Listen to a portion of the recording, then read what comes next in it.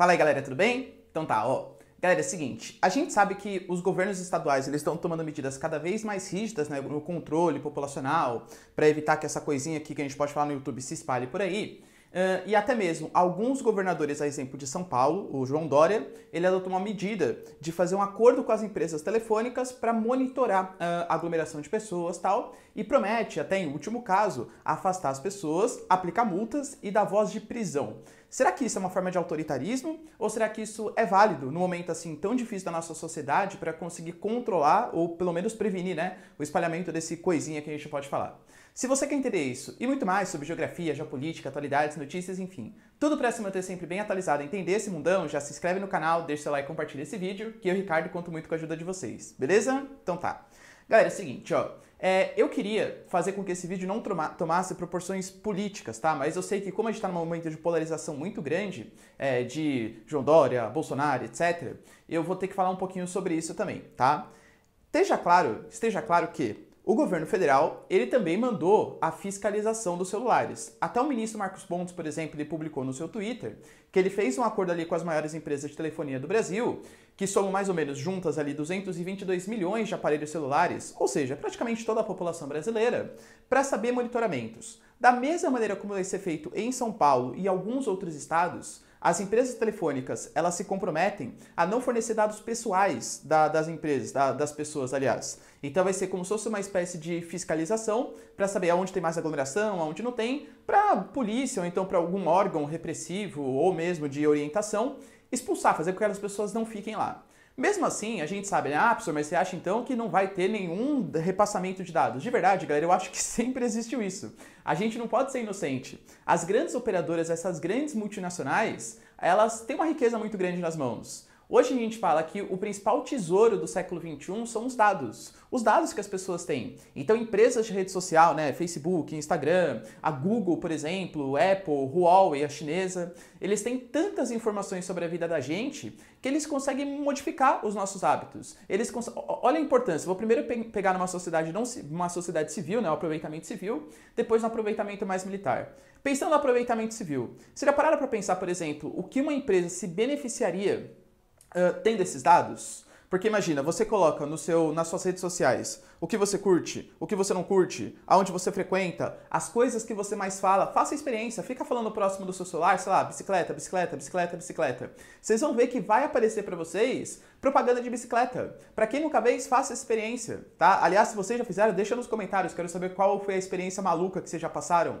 Ou seja, essas empresas, elas estão toda hora captando nossos dados e vendendo esses dados, por exemplo, para marcas. Vamos pegar uma empresa aí que vende, sei lá, cobertor, sei lá. E aí, existe a empresa sabe, por exemplo, que você passa por aquele determinado local aonde vende cobertor em determinada época do ano, ou então em determinada hora do dia. Ela vai lá e fornece a propaganda exatamente no momento que você vai passar. Olha que significativo isso. Então, pensando do ponto de vista de geomarketing, já é muito estratégico os dados. E as empresas que têm os dados, elas sabem disso, tá? Se a gente for pegar do ponto de vista militar, político-militar, já tivemos duas grandes interferências, no mínimo. Já teve mais, tá? Mas assim, comprovados.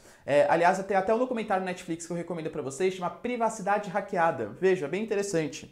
Que mostra como essas redes sociais, elas venderam os dados para as empresas que atuaram, por exemplo, na eleição do Trump.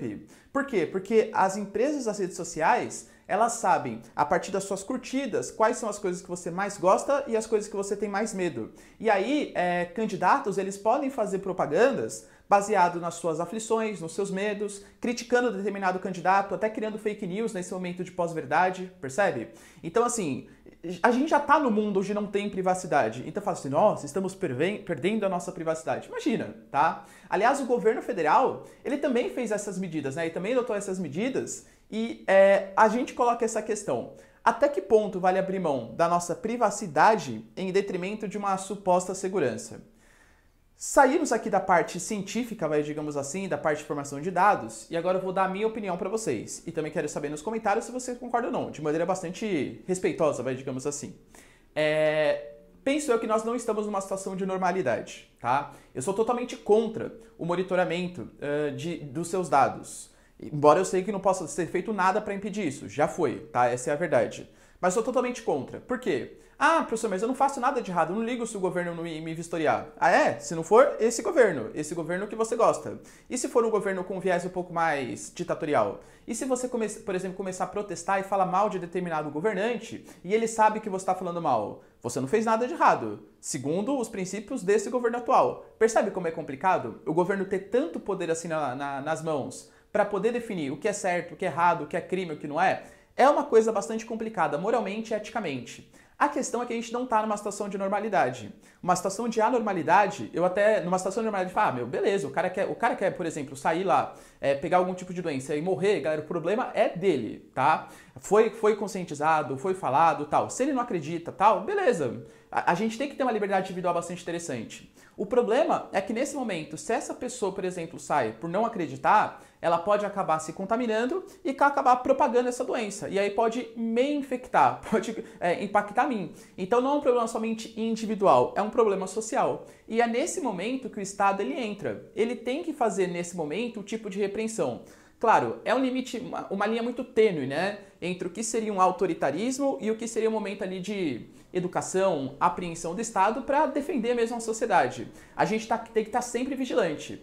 Mas a gente tem que ter a noção também que não estamos numa situação de normalidade. Numa época de guerra, por exemplo, os governos tomam medidas mais rígidas. No momento, por exemplo, que a gente está passando agora, tem que tomar medidas mais rígidas. A gente, como cidadão, tem que exigir do nosso poder público, exigir dos nossos governantes, que isso passe depois dessa doença, né, que a gente não pode falar o nome.